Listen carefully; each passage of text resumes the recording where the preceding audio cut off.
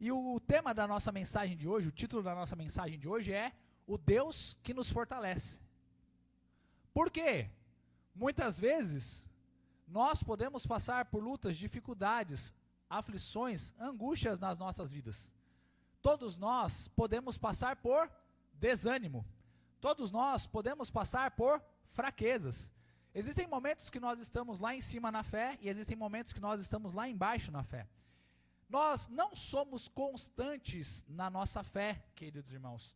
E isso daqui não é algo que acontece somente com vocês, é algo que acontece comigo, é algo que acontece com todas as pessoas. Por quê, queridos irmãos? Porque nós somos pó, nós somos barro. Não existem super crentes, não existem super homens ou mulheres maravilhas, queridos irmãos. Todos nós temos as nossas fraquezas. Todos nós temos as nossas aflições, todos nós temos aquilo que se chama como o nosso calcanhar de Aquiles, onde pega em algum lugar que nos coloca para baixo. Às vezes nós estamos passando por algo no nosso trabalho, estamos bem, estamos felizes, ou até mesmo na nossa fé, e quando nós menos esperamos, nós já estamos para baixo, nós já estamos desanimados. Mas o Senhor vem nos trazer uma mensagem essa noite, queridos irmãos, que Ele é o Deus que nos fortalece. Ele é o Deus que dá forças ao cansado, que dá forças ao que está aflito. E essa noite o Senhor deseja trazer e renovar as nossas forças nele, para que possamos continuar a nossa jornada cristã. Para isso, eu gostaria que os irmãos abrissem a Bíblia de vocês em Isaías capítulo 40, dos versículos 27 até o versículo 31. Porque dizes, ó Jacó, e tu falas, ó Israel, o meu caminho está encoberto ao Senhor, e o meu juízo passa despercebido ao meu Deus? Não sabes, não ouviste, que o eterno Deus, o Senhor, o Criador dos fins da terra, nem se cansa, nem se fadiga, é insondável o seu entendimento, dá força ao cansado e multiplica as forças ao que não tem nenhum vigor. Os jovens se cansarão e se fatigarão, e os moços certamente cairão, mas os que esperam no Senhor renovarão as forças, subirão com asas como águias, correrão e não se cansarão, caminharão e não se fatigarão. Amém? Vamos orar ao Senhor? Querido Deus, bondoso Pai Celestial, louvado e engrandecido seja o teu precioso nome. Nós te agradecemos pela tua palavra que fala conosco poderosamente aos nossos corações dia após dia, Senhor. E nós te agradecemos pela sua palavra que se renova a cada manhã. Senhor, que eu possa ser um instrumento do Senhor para falar com a tua igreja essa noite, para a honra e glória do Senhor Jesus Cristo. Amém, Senhor Deus. Queridos irmãos, qual é o contexto que nós estamos vendo aqui nessa passagem? O contexto é o seguinte: Israel era uma nação forte e poderosa, debaixo da vontade de Deus. Com Salomão, Israel alcançou o seu ápice, alcançou o seu auge, queridos irmãos. Mas no reinado de Salomão, depois do reinado de Salomão, vem o filho de Salomão que, por causa da sua ganância, em querer colocar muitos impostos no povo, ele divide o reino em dois.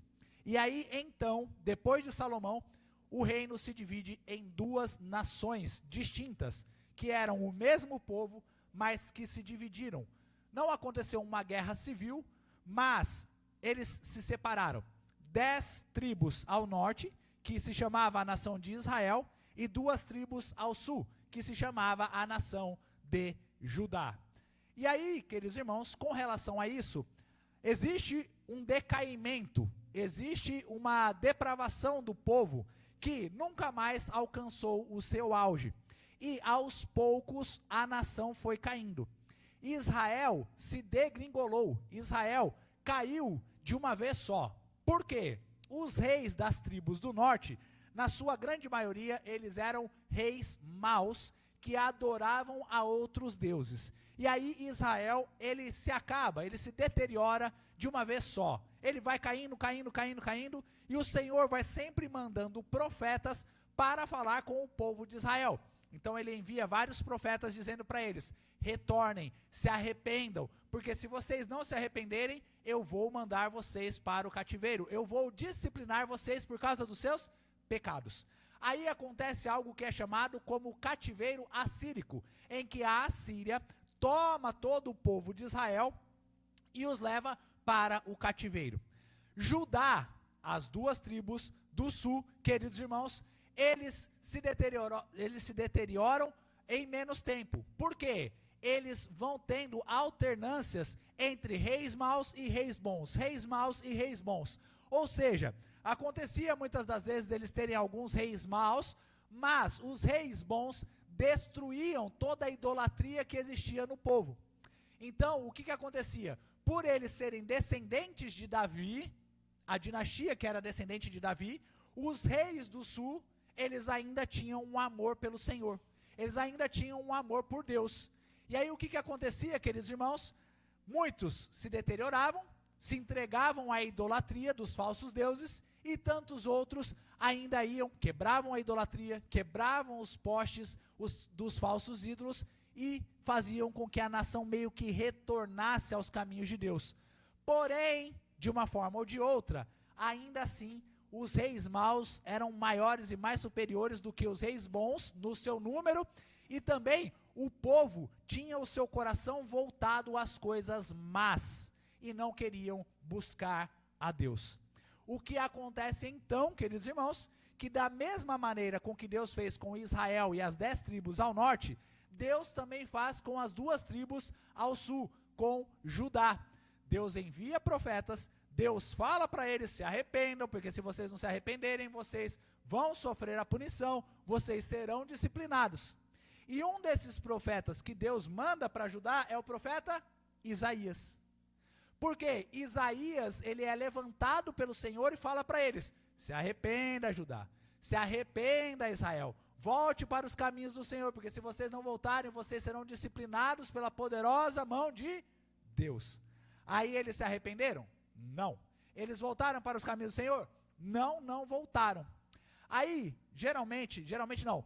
O que nós vemos, queridos irmãos, é que de Isaías capítulo 1 até Isaías capítulo 39, é o Senhor falando com o povo de Judá, falando para eles: se arrependam, se arrependam, se arrependam.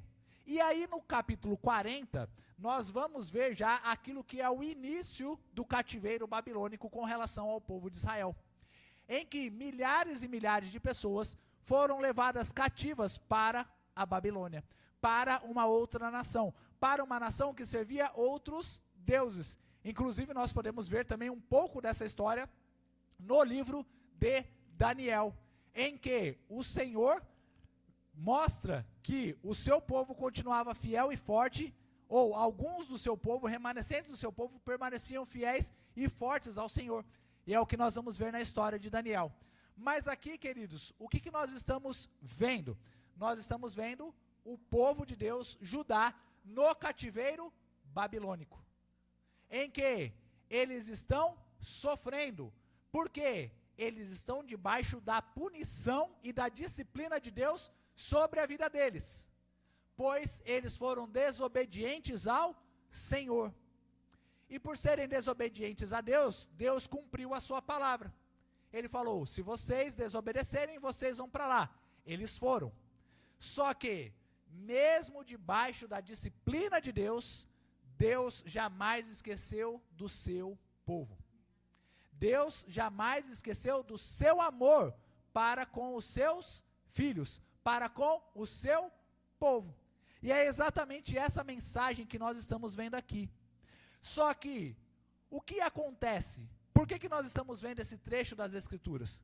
Porque o povo, no cativeiro, estava aflito, estava angustiado, estava entristecido, porque era derrota atrás de derrota, era aflição atrás de aflição. Eles já não viam mais a glória do povo deles, eles já não viam mais alegria nos corações para adorar a Deus, porque eles não estavam na terra deles, eles estavam sendo constantemente humilhados, desprezados, porque eles viviam em uma outra nação.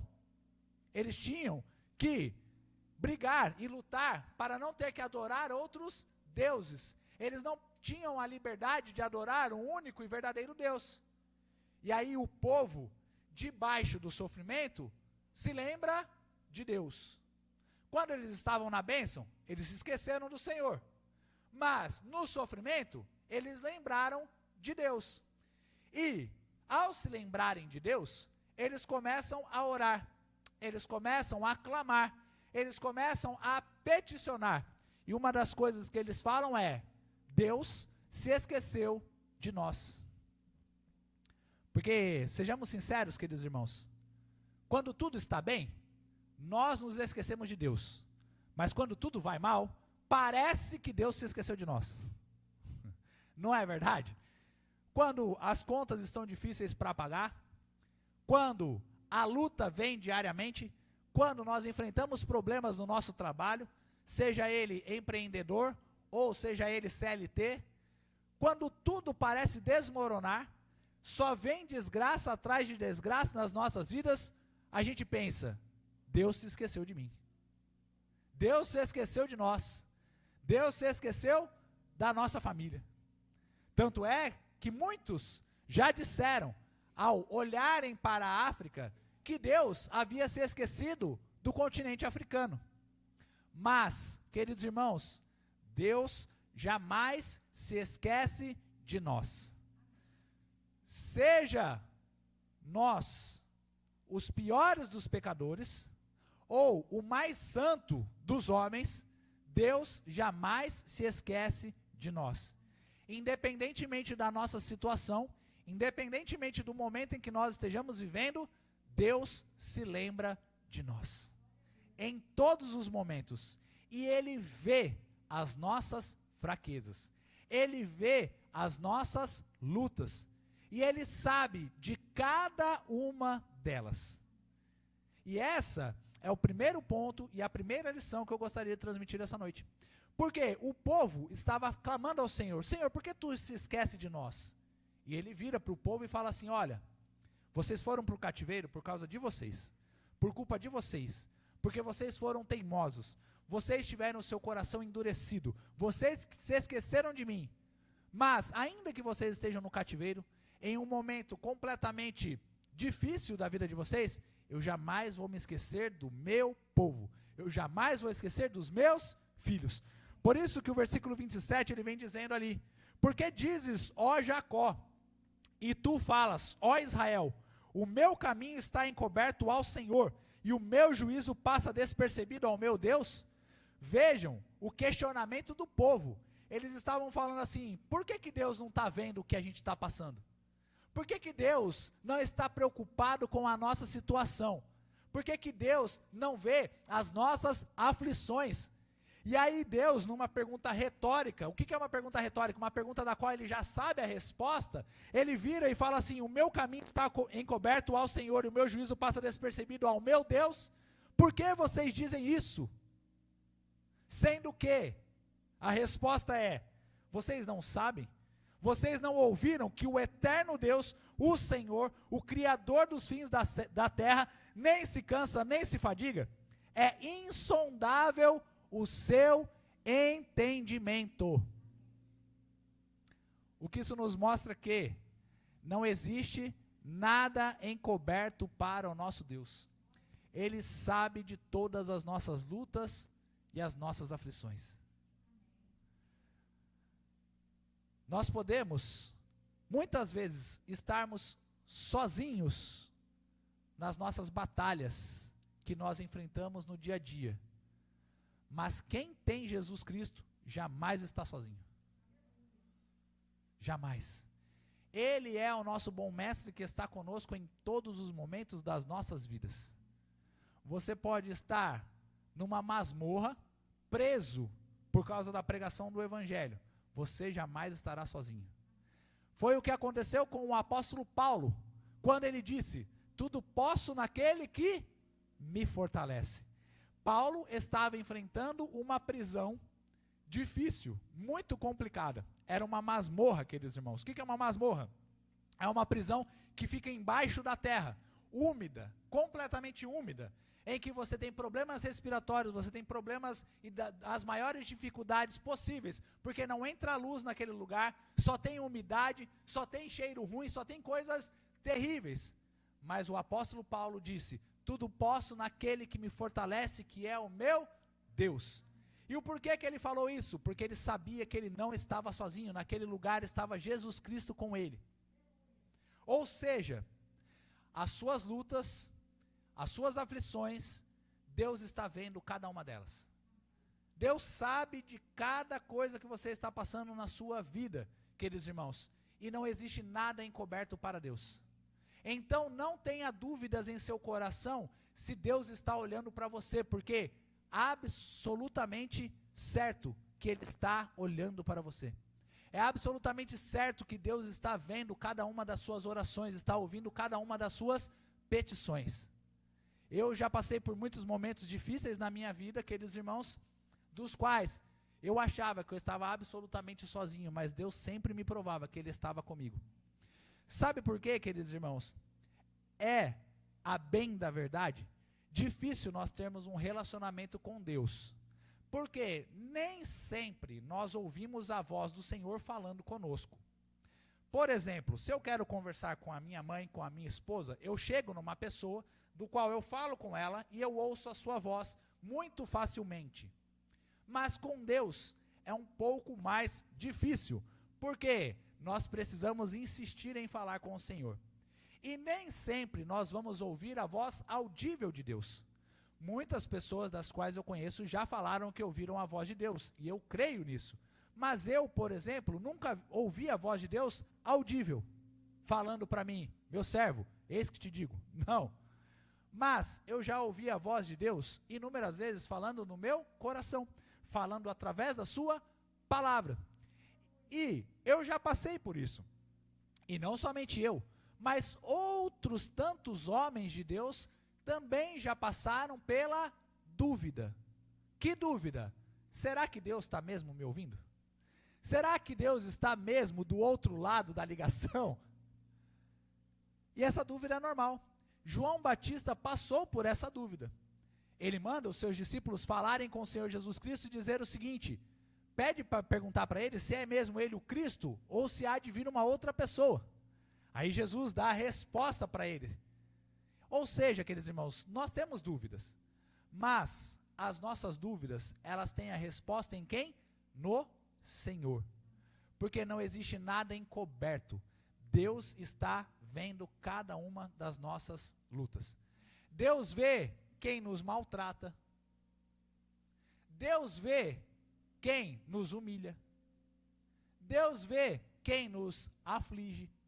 Deus vê todas as coisas. E nada fica encoberto diante de Deus.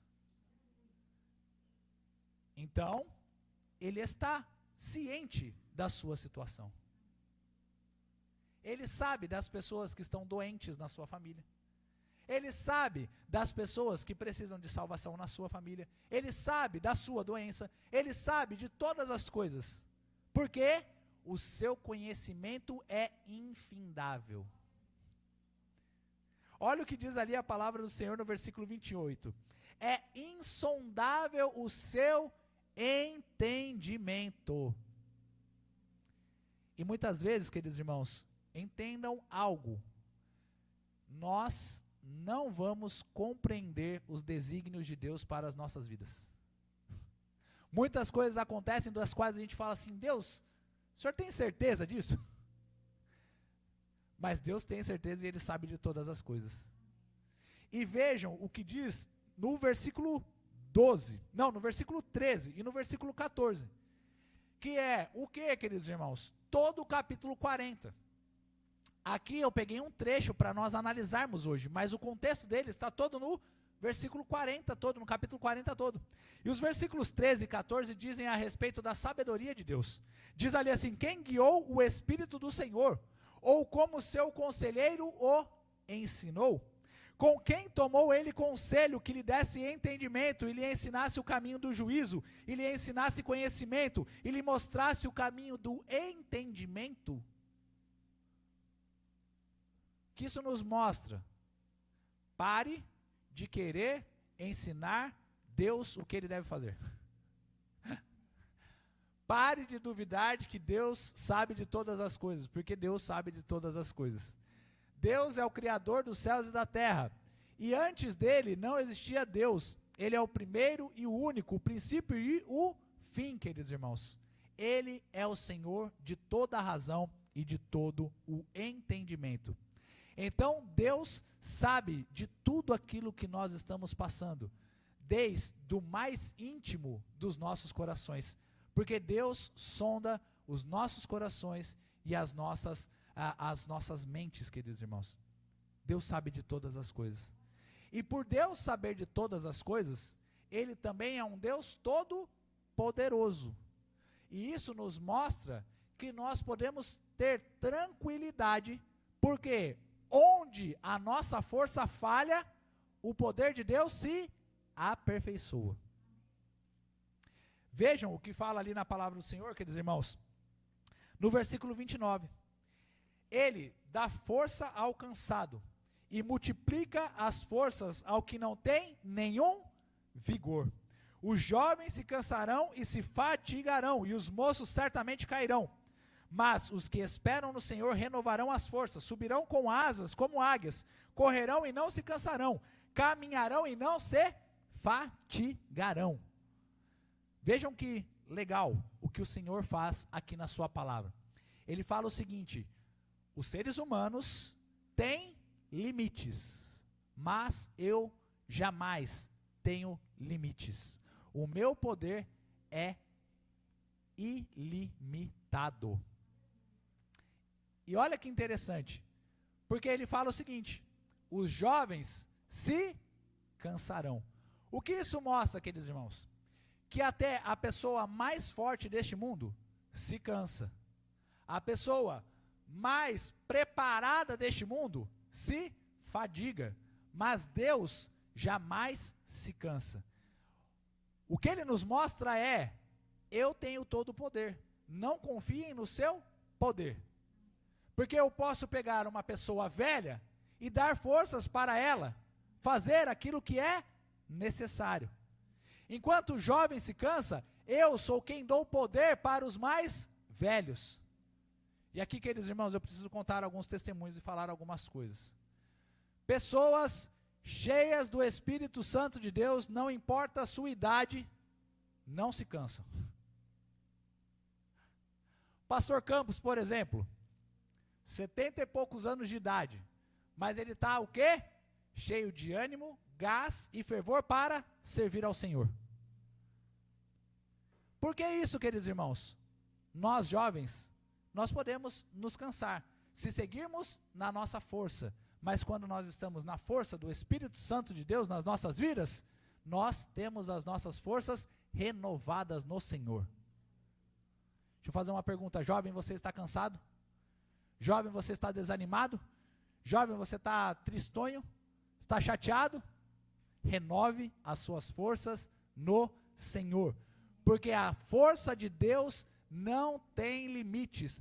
Deus é todo poderoso, Ele é onipotente, Ele tem todo o poder. Nós podemos nos cansar, nós podemos nos fadigar, mas Deus tem todo o poder. Talvez você esteja cansado com alguma coisa na sua vida, com o seu trabalho, com o seu casamento, com os seus relacionamentos. Você talvez esteja querendo até mesmo desistir da sua vida. Deixe-me falar uma coisa: Deus é quem te renova as forças para você continuar caminhando, para você continuar andando e para você continuar correndo. Mas a força não está em nós, a força está em Deus. Por isso que nós precisamos constantemente buscar a nossa força no Senhor. O povo de Israel estava cansado, estava desanimado, porque eles não tinham mais a glória do templo, que era o templo de Salomão. Eles já não eram mais uma nação poderosa, em que os povos iam até eles para perguntarem para Salomão quais seriam os conselhos de sabedoria que Salomão daria, queridos irmãos. Pelo contrário, eles estavam completamente humilhados, angustiados. ninguém mais queria saber de Israel para nada. Mas o Senhor vira para eles e fala assim: olha, se vocês retornarem para mim, que sou a força de vocês, eu renovarei as suas forças. Eu sou quem tem o poder, não são vocês. Sabe por quê, queridos irmãos? Muitas vezes, nós seres humanos cometemos o pecado do orgulho, que é o quê? Quando eu estou lá no topo, eu me esqueço de Deus, eu me esqueço de buscar a Deus. Aí vem o quê? A queda, e aí a gente se lembra do Senhor, a gente se lembra de Deus, a gente se lembra que a gente é fraco. Mas quando a gente está lá no topo, que as pessoas muitas vezes estão falando assim: nossa, você é bom, hein? Você é o cara, hein? Olha, você é isso, você é aquilo. Sabe o que acontece? A gente começa a se achar, a gente fala assim: eu realmente, olha, sem mim nada acontece. Como eu sou forte, como eu sou bom, eu sou maravilhoso, eu sou lindo, eu sou o homem mais bonito dessa terra, eu sou o homem mais forte desse planeta. Quando a gente vê que, na verdade, a gente não passa de pó. Mas no nosso Deus está a verdadeira força. Uma força tão grande que nós vamos ver ali, queridos irmãos, o seu poder no versículo 12. Quem mediu na concha da sua mão as águas e tomou a medida dos céus aos palmos e recolheu numa medida o pó da terra e pesou os montes com peso e os outeiros em balanças. A mais alta montanha, Deus mediu. O mais profundo dos mares, Deus pegou na sua mão. Aqui, queridos irmãos, a palavra do Senhor nos traz algumas figuras simbólicas e metafóricas a respeito do que Deus fez. Mas o que ele está querendo dizer é algo verdadeiro para nós, que é o quê? Diante do Senhor, as coisas mais grandiosas aos nossos olhos são como pó. Por quê? O seu poder é insondável. O seu poder é maravilhoso. Ou seja, o Senhor pode te dar forças para você vencer gigantes na sua vida. Não foi Davi que venceu o gigante, foi Deus que venceu o gigante. Davi venceu o gigante no poder e no nome do Senhor dos Exércitos. Por isso que o Senhor Jesus Cristo disse: se tiverem a fé do tamanho de um grão de mostarda, vocês dirão para o monte: se atirem daqui para lá, sai daqui para lá, que esse monte vai acontecer isso. Por quê? Não é o poder que nós temos, mas é a fé no Deus do qual nós servimos. Ele tem o poder para realizar todas as coisas. Então, talvez você está aqui passando por alguma dificuldade da qual você vai enfrentar amanhã ou no seu futuro, mas saiba de uma coisa: é Deus quem tem o poder de realizar todas as coisas na sua vida. Faça o possível, que o impossível pertence a Deus. Talvez você ainda não deu um passo de fé necessário, porque você ainda continua confiando que o poder está em você. Sabe aquela coisa? A gente tem um sonho, e aí a gente olha para aquele sonho e a gente fala assim: esse sonho é grande demais para mim. Talvez você olhe assim e fale assim: eu não sou bom para estudar, eu não sou bom para fazer essa coisa, eu não sou bom para isso, eu não sou bom para aquilo, é melhor nem tentar, porque eu vou tentar e vou perder. Para com essa mentalidade derrotista e de fracassado em nome de Jesus, porque você não vai vencer pela sua inteligência, pelo seu poder, pela sua força. Se Deus está te chamando para algo, você vai vencer no nome de Jesus.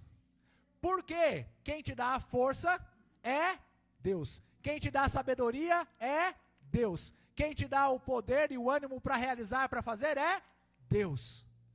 Então, querida igreja do Senhor, pare de desistir das coisas por medo. Tenha coragem, porque a nossa coragem não vem de nós. A nossa coragem vem de Deus. É bem interessante, porque ali, no capítulo 41, que é uma outra coisa, mas é bem interessante, capítulo 41, versículo 14. Veja o que Deus fala a respeito do povo. Ele diz assim: não temas, tu, verme de Jacó, povozinho de Israel, eu te ajudo, diz o Senhor, e o teu Redentor é o Santo de Israel. Versículo 14. Aqui, se nós olharmos de uma maneira errada, interpretarmos de uma maneira errada, a gente vai olhar e vai falar assim: nossa, Deus destruiu o seu povo, né? Porque ele chama a galera de verme. Ele chama a galera, né? Mas, só para que a gente possa entender, queridos irmãos, Deus está falando com o povo de Israel, e na cultura deles, eles tinham uma noção do que seria esse verme aqui, que nós não temos. Então a gente tem que muitas vezes tomar cuidado com algumas traduções das Escrituras, para não interpretarmos da maneira errada, tá bom? Este verme de Jacó, ele é como se fosse para nós um bichinho de seda, um bichinho da seda, tá? Então não é aquele verme que a gente imagina que fica na nossa barriga, a gente tem ódio, tem ojeriza por essas coisas, repugnância pelas essas coisas. Não, é um verme como se fosse um bicho da seda, para nós, na nossa mente. Ou também aquele vermezinho, aquela larvazinha da borboleta, que depois se transforma numa borboleta. Então é mais ou menos isso que o Senhor está falando para o seu povo. Mas o que significa? Deus não está querendo humilhar o seu povo, Ele só está falando o seguinte: olha, vejam, vocês são tão pequenos e tão insignificantes como este vermezinho, mas eu sou quem dá forças para vocês, eu sou quem tirou vocês do Egito, eu fui quem abriu o mar vermelho, eu fui quem colocou vocês na terra prometida. Então não se achem demais, porque vocês não são nada, eu é que sou a força de vocês. E isso nos mostra o que, queridos irmãos? Que constantemente nós precisamos ter a nossa dependência em Deus. Cuidado com o ego. Cuidado com o orgulho. Porque todos nós podemos cair no pecado do orgulho, queridos irmãos. Eu posso cair neste pecado, achar que sou eu quem faço. Sou eu quem faço. Aqui, queridos irmãos, entendam, tá? Eu só estou querendo trazer um exemplo. Sou eu que faço a igreja crescer. Sou eu que faço a igreja funcionar. Sou eu que faço a igreja acontecer. Isso é um pecado e tentações que vêm na minha vida. Mas em todos os momentos eu preciso entender que eu não sou nada. Eu não faço nada. Eu não consigo nada. Quem faz e dá o crescimento para a sua igreja é o Senhor, não sou eu. Às vezes a gente pode cair neste engodo, neste erro. Eu posso caminhar sozinho sem Deus. Eu já sou rico, eu tenho suficiência na minha vida, eu tenho isso, eu tenho aquilo outro, e se esquecer de Deus. E a gente tem que tomar cuidado, porque o orgulho precede a queda. E foi exatamente isso que aconteceu com o povo de Israel. Eles se orgulharam. Eles se sentiam a nação mais poderosa da terra. E aí o que aconteceu? Queda. A gente não precisa mais de Deus. A gente é suficiente. E aí Deus vem e mostra para eles e fala o seguinte: vocês não são suficientes coisíssima nenhuma. Vocês precisam de mim. E nós, como igreja do Senhor, precisamos nos lembrar, queridos irmãos, nós não somos suficientes. Nós sempre precisamos do Senhor. E infelizmente, existem muitas igrejas por aí que estão andando na força do seu próprio braço. Estão andando na força do seu próprio querer, do seu próprio agir, do seu próprio realizar, fazendo as suas próprias vontades e se esquecendo do Senhor. Mas nós jamais podemos nos esquecer que a nossa força vem do Senhor. É Ele quem nos dá ânimo, é Ele quem nos dá fôlego, é Ele quem nos dá vida. Você trabalha, você estuda, você está realizando os sonhos da sua vida. Nunca se esqueça de quem te ajudou a realizar. Nunca se esqueça do Senhor. Não se afaste dos caminhos dele. Se você se afastar dos caminhos do Senhor, volte correndo para ele. Porque se você ficar longe demais, vai vir a queda, vai vir a destruição. E daqui a pouco, os seus caminhos serão trevas atrás de trevas, porque você se esqueceu do Senhor que te levantou. Quantas e quantas pessoas, queridos irmãos, nós temos visto por aí, que começam de uma maneira, abandonam os caminhos do Senhor e quando vão ver estão em completa treva. Mas, vejam a beleza do texto, no versículo 31, que o Senhor diz: mas os que esperam no Senhor renovarão as forças, subirão com asas como águias, correrão e não se cansarão, caminharão e não se fatigarão. Está cansado? Está aflito? Angustiado? Sem forças? Espera no Senhor, porque a resposta vem dele. Espera em Deus, porque a resposta vem dele.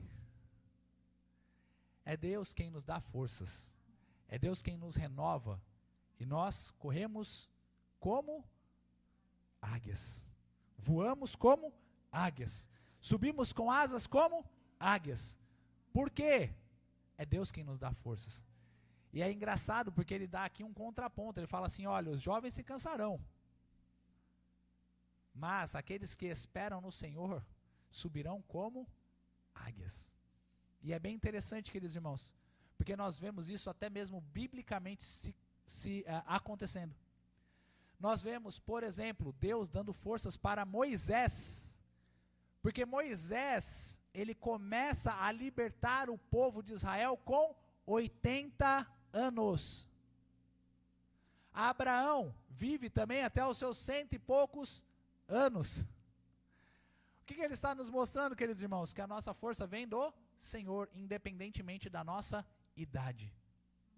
Ele fala: jovens, eu vos escolhi porque vocês são fortes, mas nós só somos jovens fortes de verdade no poder do nosso Deus.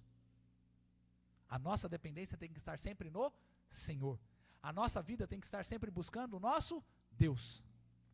E eu vou falar uma coisa: a nossa geração está muito desanimada, queridos irmãos, porque nós estamos nos esquecendo de buscar ao Senhor. É triste nós vermos jovens andando como zumbis. Por quê? Estão sem rumo, estão sem direcionamento, estão sem as forças que vêm do Senhor. Mas, e eu vou falar a verdade, vocês têm visto por aí, quantos e quantos jovens estão andando no mundo das drogas, da prostituição e de tantas outras coisas terríveis, queridos irmãos, e vivem totalmente desanimados, aflitos, angustiados. E quantas pessoas a gente não passa pela rua e está com aquele olhar abatido, com aquele olhar sem alma, aquele olhar vazio. Hoje a gente olha para crianças, adolescentes, que estão sem alma, que estão vazios. Você pergunta para uma criança: oi, tudo bem? A criança: tá. Por quê? Falta da busca incessante, fervorosa e sedenta por Deus. Mas o Senhor renova as nossas forças. O Senhor é quem nos dá ânimo. O Senhor nos faz voar como águias. A nossa alegria, o nosso ânimo, a nossa força não dependem das coisas circunstanciais deste mundo e passageiras deste mundo. A nossa força está no nosso Deus. Independentemente se entra governo ou se sai governo, independentemente se acontece guerra ou se não acontece guerra, independentemente se tem fome ou se não tem fome, independentemente se tem perseguição ou não tem perseguição, nós continuamos tendo a nossa força e o nosso centro de vida no nosso Deus, no nosso Redentor Jesus Cristo. Por quê? A nossa força, queridos irmãos, é independente daquilo que nós estamos passando. A nossa força está no Senhor. Se você está cansado, se você está aflito, se você está angustiado, é porque você precisa recarregar as suas forças em Deus. Você precisa tirar mais tempo para orar. Você precisa tirar mais tempo para a leitura da palavra. Você precisa tirar mais tempo para buscar as coisas que são de Deus. Porque Ele é quem renova as nossas forças. Vamos orar?